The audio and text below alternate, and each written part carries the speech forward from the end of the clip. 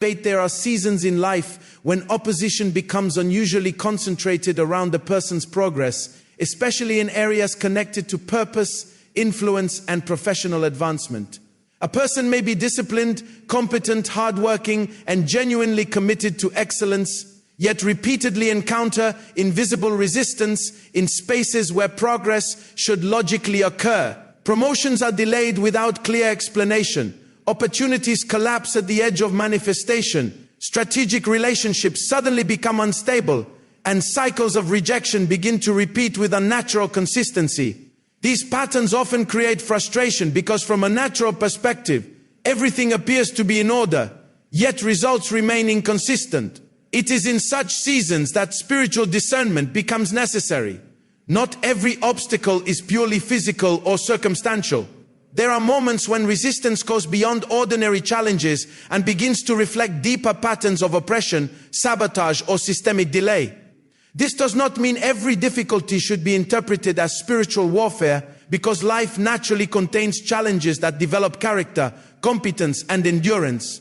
However, when setbacks become repetitive, irrational, and strangely timed around moments of breakthrough, wisdom requires deeper evaluation. Discernment is the ability to properly interpret patterns rather than reacting only to isolated events. Psalm 35 presents a framework of divine justice for seasons of wrongful opposition. It reveals a posture where an individual recognizes that some battles cannot be resolved merely through human effort, strategic networking, or personal strength alone. There are dimensions of conflict where divine intervention becomes necessary. The language of the psalm is deeply intentional, showing an appeal to God as defender, advocate, and righteous judge. This is significant because it shifts the focus away from personal revenge and toward divine order. Many people, when faced with repeated oppression, become emotionally reactive. Frustration turns into bitterness, disappointment turns into self-doubt, and delayed results begin to distort identity. This is one of the hidden dangers of prolonged opposition. It is not only designed to delay progress externally, but to weaken confidence internally. Once the internal world becomes destabilized, external resistance becomes even more effective. This is why spiritual warfare is not only about confronting external forces, but also preserving internal alignment. Midnight is symbolically important in this context because it represents a place of strategic spiritual engagement. It is associated with darkness, silence, and transition. In practical terms, midnight represents moments where visible systems appear inactive, yet invisible activity is often intensified. It is a reminder that darkness is not evidence of absence, but often the environment in which decisive spiritual movements occur. The significance is not in the hour itself as a magical formula, but in the posture of intentional focus, watchfulness, and disciplined prayer. Professional attacks are often subtle. They do not always appear as obvious hostility. Sometimes they manifest as cycles of being overlooked despite qualification, misrepresented despite integrity, or delayed despite preparation. A person may find that every time progress is near, an unexpected complication emerges.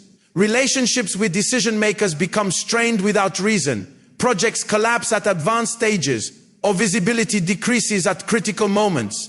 These patterns can feel random until viewed through the lens of discernment. This is where Psalm 35 becomes educational. It teaches that divine justice is a legitimate dimension of prayer. Seeking God's intervention against wrongful opposition is not rooted in fear, but in alignment with righteousness. The focus is not on attacking people, but on asking for the dismantling of systems, influences, or patterns that oppose rightful advancement. Another key principle is emotional discipline. In seasons of oppression, unmanaged emotions can become liabilities. Fear, anger, and discouragement cloud discernment. But spiritual maturity requires stability. A person must learn to remain internally anchored even while externally challenged. This is not denial of pain, but refusal to allow pain to dictate interpretation. Prayer in this context is therefore not panic, but strategic alignment. It is a way of reinforcing truth, strengthening perspective, and inviting divine order into areas of disruption. Consistency matters because repeated engagement builds resilience and clarity. Ultimately, Psalm 35 reveals that opposition is not final authority. A believer is reminded that beyond visible systems, there, 8E is a higher framework of justice. Progress may be contested, but it is not abandoned. Delay may be experienced, but it is not necessarily denial. And when a person remains aligned with truth, discipline, and divine dependence, even seasons of concentrated resistance can become the very context in which preservation, vindication, and advancement are established. Midnight carries deep spiritual symbolism because it represents a moment of transition, interruption, and decisive engagement. In natural terms, it is the point where one day ends and another begins. Spiritually, this makes it a powerful representation of movement between seasons. It is the space between what has been and what is about to emerge. This is why throughout Scripture, moments associated with darkness are often not indicators of defeat, but environments where divine intervention becomes most visible. Darkness naturally limits visibility. It creates uncertainty because what is ahead cannot be fully seen. This is similar to seasons in life where clarity is reduced, outcomes feel uncertain, and progress appears hidden. Many people become discouraged in such periods because they interpret darkness as abandonment. Weather. Spiritual maturity requires understanding that reduced visibility does not mean reduced activity. Some of the most important shifts happen in environments where external evidence is minimal. Midnight therefore symbolizes more than a specific hour. It represents a posture of vigilance. It is a call to heightened awareness, disciplined focus, and intentional spiritual alignment during seasons when resistance feels strongest. Rather than surrendering to exhaustion or confusion, a believer is invited into watchfulness. Watchfulness is not anxiety, it is awareness combined with readiness. There is also an interruption dimension connected to midnight. Patterns that have repeated over long periods often require moments of decisive disruption. Whether the pattern is delay, oppression, stagnation, or recurring sabotage, interruption begins when passivity is replaced with intentional engagement. Midnight becomes symbolic of drawing a line between what has persisted and what is no longer permitted to continue unchallenged. In many life situations, cycles remain active because they have become normalized. A person becomes so accustomed to delay, disappointment, or resistance that the fate she experiences begin to feel ordinary. This normalization weakens expectation. But midnight symbolism challenges this passivity. It represents the moment where expectation is restored and internal agreement shifts from tolerance to confrontation. Another important aspect of midnight is focus. During the day, attention is often fragmented by activity, responsibilities, and constant demands.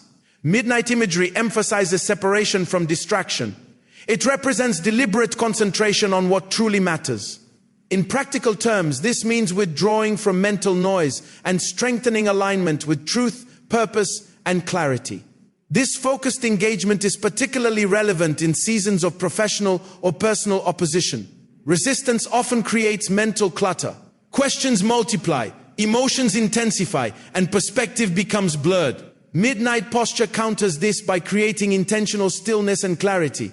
It is not inactivity, but strategic realignment. Midnight also signifies transition. Because it marks the crossing point into a new day, it carries the symbolism of endings and beginnings. What belonged to one cycle does not automatically belong to the next. This is why it is often associated with declarations of change, boundaries, and movement into new phases. It is a reminder that patterns are not permanent simply because they have been prolonged. Ultimately, the significance of midnight is not found in superstition or ritualistic timing, but in what it represents.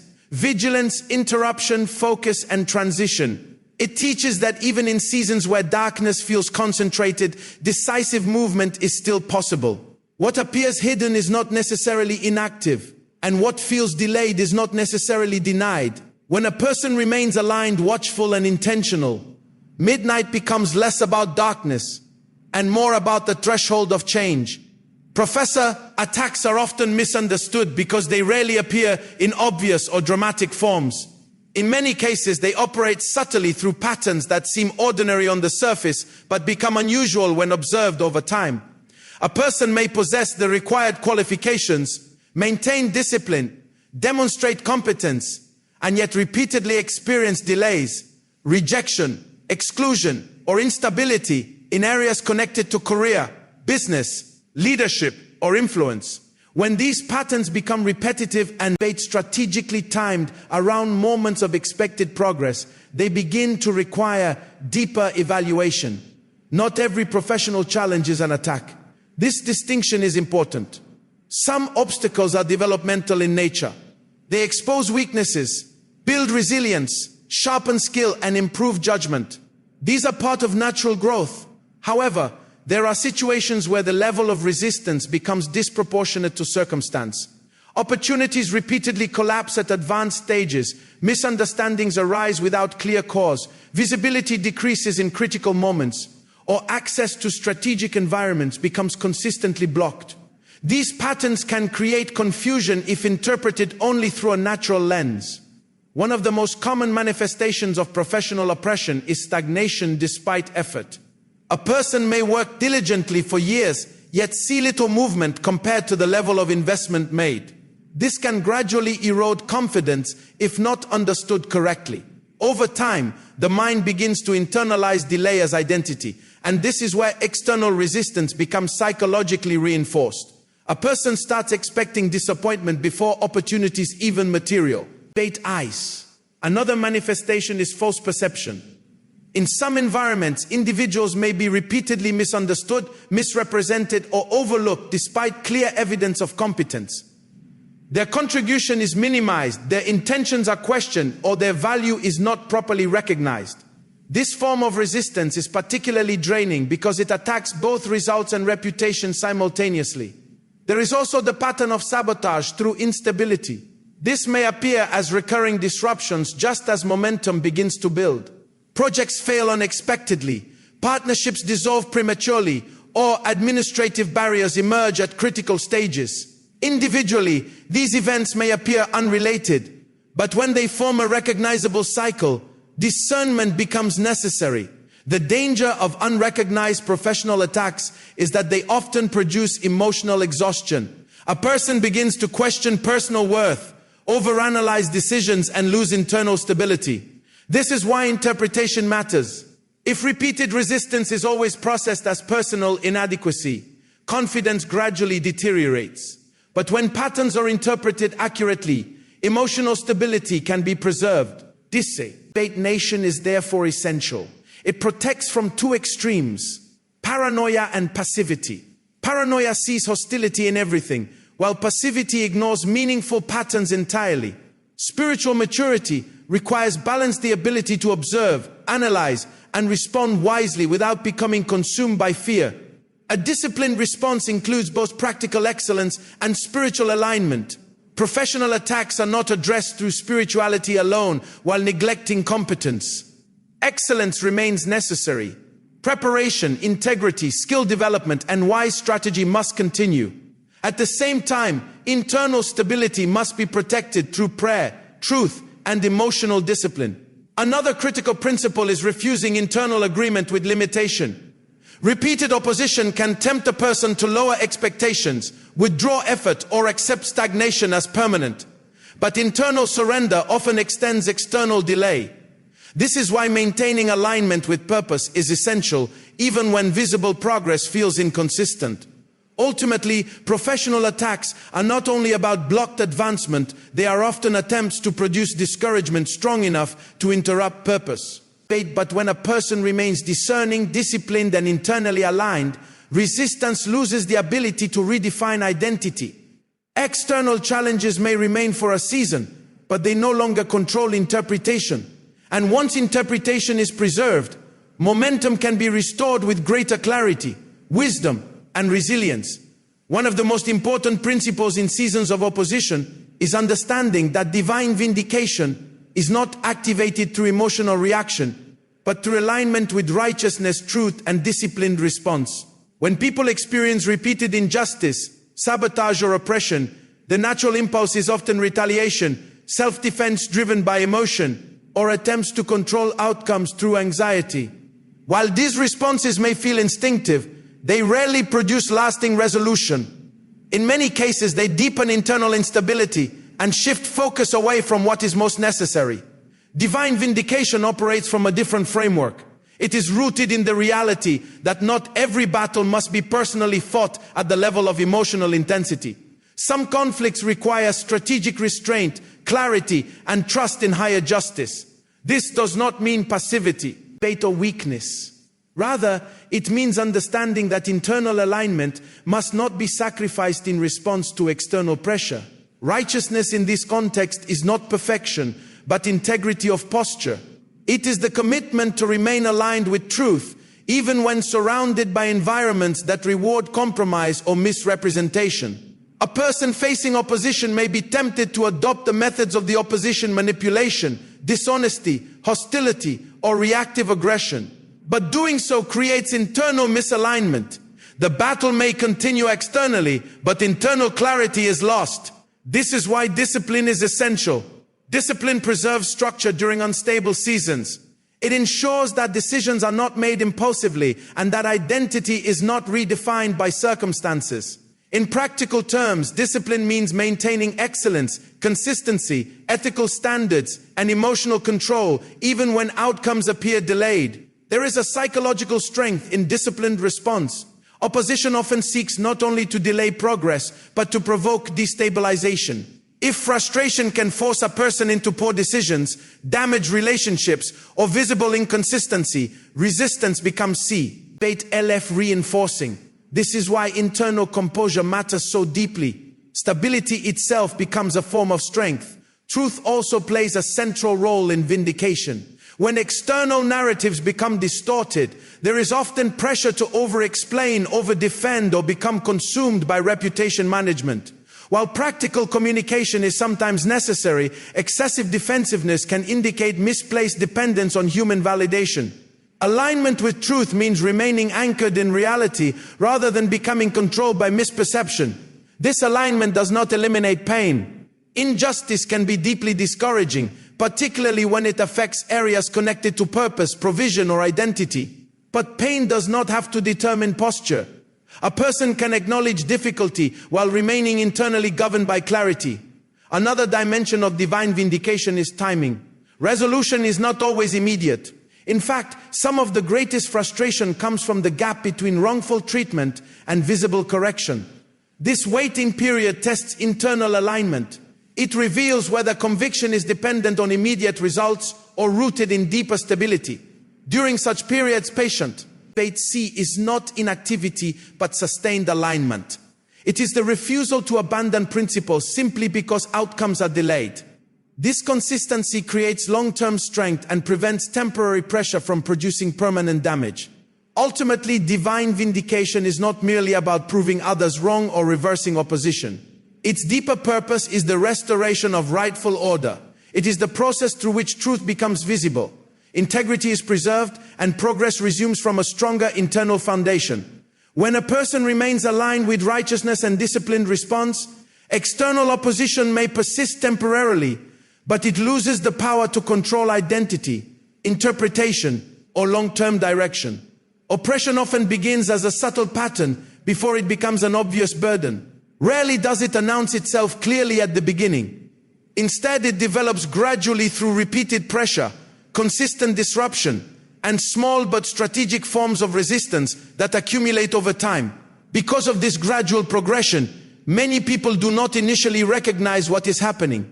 They interpret each isolated event as random, temporary, or insignificant. Only later, the pattern has strengthened, does the weight become fully visible.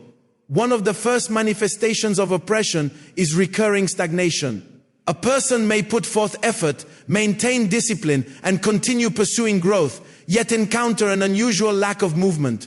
Progress feels suspended despite visible investment.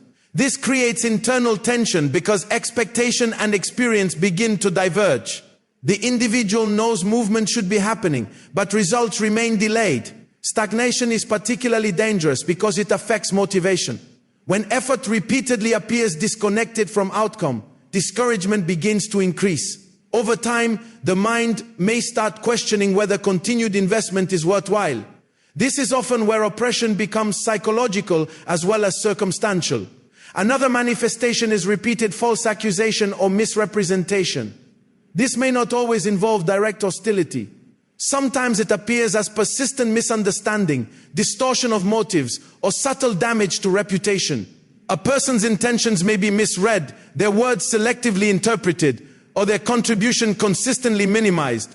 This creates emotional fatigue because the individual is forced to manage both responsibility and misperception simultaneously. Oppression can also manifest through unusual exhaustion. Not all fatigue is physical. Some forms of exhaustion come from prolonged emotional and mental pressure. A person may feel constantly depleted, even after rest, because the internal system has been carrying unresolved tension for too long. This kind of exhaustion often reduces clarity and makes decision-making more difficult. There is also the pattern of environmental hostility. In certain settings, a person may repeatedly find themselves surrounded by unnecessary tension, resistance to progress, or unproductive conflict. Opportunities become complicated, cooperation decreases, and seemingly simple processes become unusually difficult. While occasional difficulty is normal, chronic environmental resistance should not be ignored. Another sign is the cycle of near breakthrough disruption. This is when progress consistently appears close, only to be interrupted by last-minute complications. Projects collapse unexpectedly, approvals are delayed at critical stages, or relationships with strategic value become unstable precisely when momentum is increasing. These recurring interruptions can create frustration because the issue is not lack of potential, but disruption of continuity. If left unaddressed, these patterns often produce internal consequences. A person begins adapting to resistance as though it were normal. Expectations lower, confidence decreases, emotional reactivity increases. Eventually, the oppression is no longer only external, it has begun influencing identity and interpretation. This is why awareness is so important. Recognition is the first interruption of unhealthy cycles. What remains unnamed is often tolerated longer than necessary. Once patterns are identified, they can be responded to with clarity rather than confusion. A wise response involves both practical and spiritual evaluation. Some patterns require structural changes, stronger boundaries, clearer communication, or better strategic decisions. Others require deeper internal alignment, emotional discipline, and intentional prayer. Often, both dimensions are necessary. Ultimately, oppression is not only about blocked progress, it is often an attempt to normalize diminished expectation. Its deeper objective is not merely delay, but adaptation to limitation. But once a person recognizes the pattern and refuses internal agreement with it, the process of interruption begins. And what was once tolerated can now be confronted with greater clarity, resilience, and intentionality. Spiritual warfare requires discernment because not every challenge is an attack and not every resistance is evidence of oppression. One of the greatest mistakes people make in difficult seasons is interpreting every obstacle through a single lens. Some become overly reactive, assigning spiritual meaning to every inconvenience, while others become dismissive, ignoring patterns that genuinely require deeper awareness. Discernment protects against both extremes by allowing a person to properly interpret what is happening and respond with wisdom rather than emotion. Life naturally includes challenges that are developmental in nature. Certain delays exist to build patience. Certain failures expose weaknesses that require correction. Certain disappointments refine expectations and strengthen judgment. These experiences are not necessarily forms of oppression, they are part of growth. Without discernment, however, a person may mislabel every discomfort, right as warfare, and miss the lesson embedded within the process. At the same time, genuine patterns of resistance do exist. There are seasons where the intensity, repetition, and strategic timing of certain obstacles suggest that something deeper is at work. Discernment is what helps distinguish between ordinary difficulty and abnormal resistance. This distinction matters because misdiagnosis leads to ineffective response. Spiritual warfare is not primarily about fear or obsession with unseen conflict. In fact, fear weakens discernment because it amplifies imagination while reducing clarity. A fearful mind begins creating patterns where none exist becoming consumed by suspicion, anxiety, and hypervigilance. This creates instability and distracts from purposeful action. True discernment is calm, clear, and disciplined. It observes patterns without panic. It gathers perspective before drawing conclusions. It is not driven by urgency for dramatic explanations, but by commitment to accurate interpretation. This stability is critical because spiritual conflict often creates emotional intensity designed to reduce rational clarity. Another important principle is that discernment includes self-awareness. Not every negative outcome is externally imposed. Sometimes recurring difficulties are connected to patterns of decision-making, communication habits, lack of preparation, or avoidable blind spots. Spiritual maturity requires the humility to examine personal responsibility honestly. Without this humility, discernment becomes distorted by ego. This is why reflection matters. Before concluding that opposition is external, a person must evaluate whether practical corrections are necessary. Are there skills that need strengthening? Boundaries that need adjusting? Habits that require discipline? Sometimes what appears as blockage is actually a demand for development. However, when patterns persist beyond reasonable explanation despite correction, preparation, and integrity, discernment may indicate deeper resistance. In such cases, response must remain balanced. The goal is not fixation on opposition, but alignment with true strategy and stability. Prayer becomes important here, not as panic response, but as a tool for clarity and internal reinforcement. It strengthens perspective, reduces emotional distortion, and helps maintain alignment under pressure. Combine faith with practical wisdom. Prayer creates a grounded response rather than reactive intensity. Discernment also preserves energy. When a person correctly identifies what is happening, they avoid wasting emotional resources on unnecessary battles. Focus remains directed toward what is actionable, meaningful, and aligned with long-term purpose.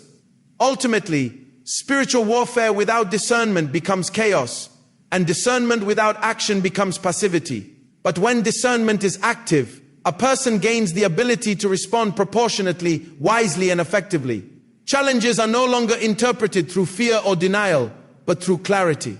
And with clarity comes stability, strategic movement, and protection against unnecessary internal disruption. One of the most powerful dimensions of spiritual engagement is understanding the authority carried by the tongue.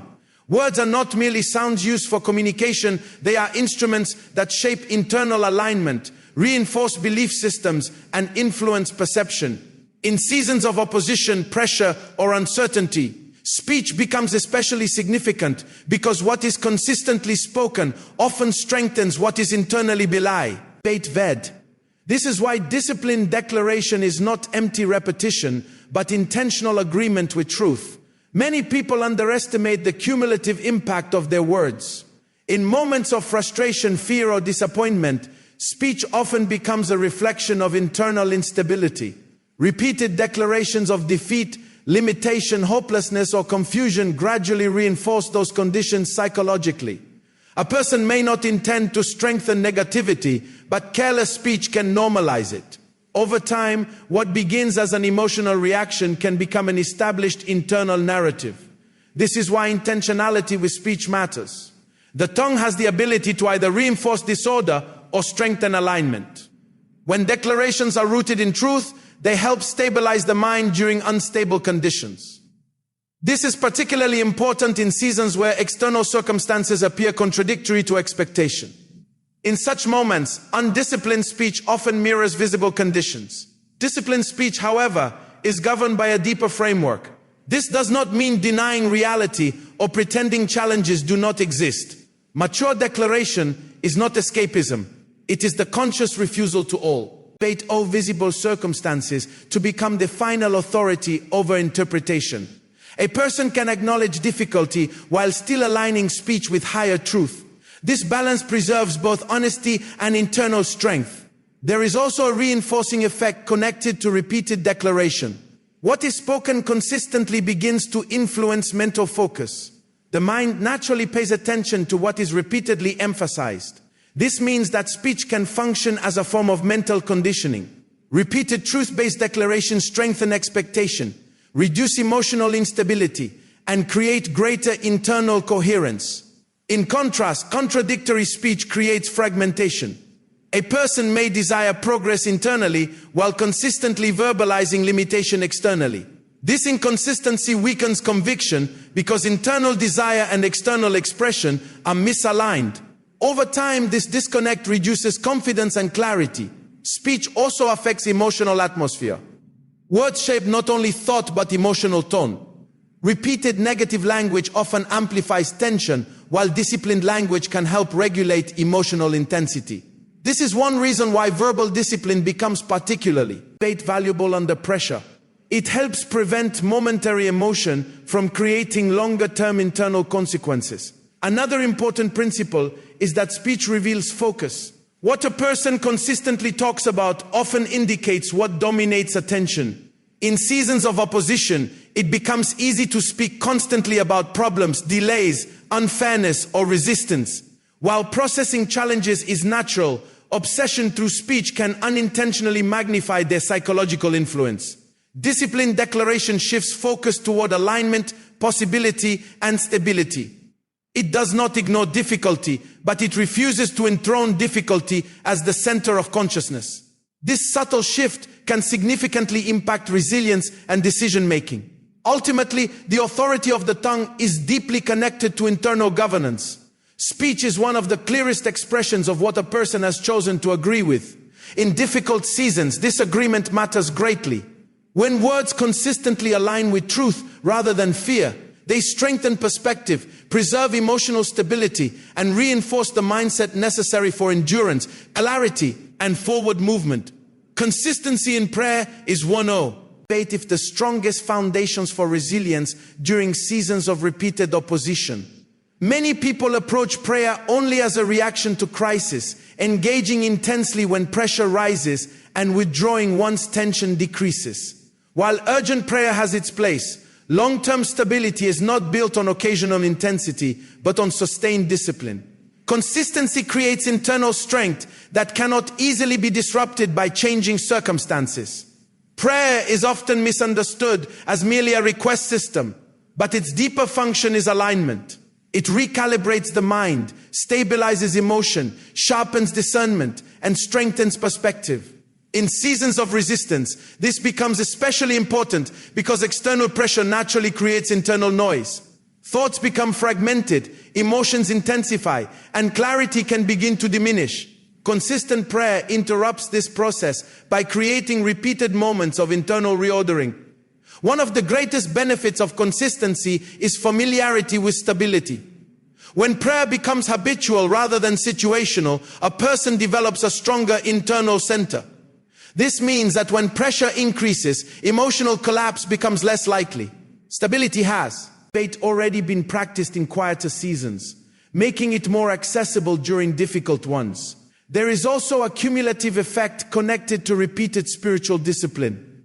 Just as repeated negative exposure can gradually weaken internal resilience, repeated engagement in prayer strengthens it.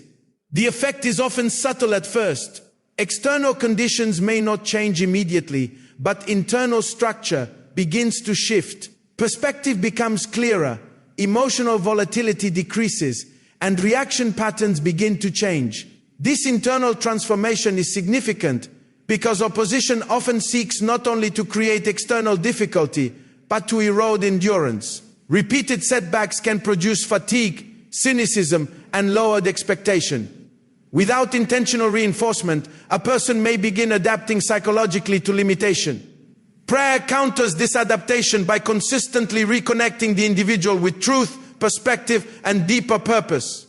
Another important dimension of consistent prayer is clarity under repetition. When the same issues persist over time, there is often a temptation toward frustration or mental exhaustion. Repetition can create the illusion that nothing is changing. But consistency trains the mind to remain anchored even when outcomes are delayed. It develops patience without passivity.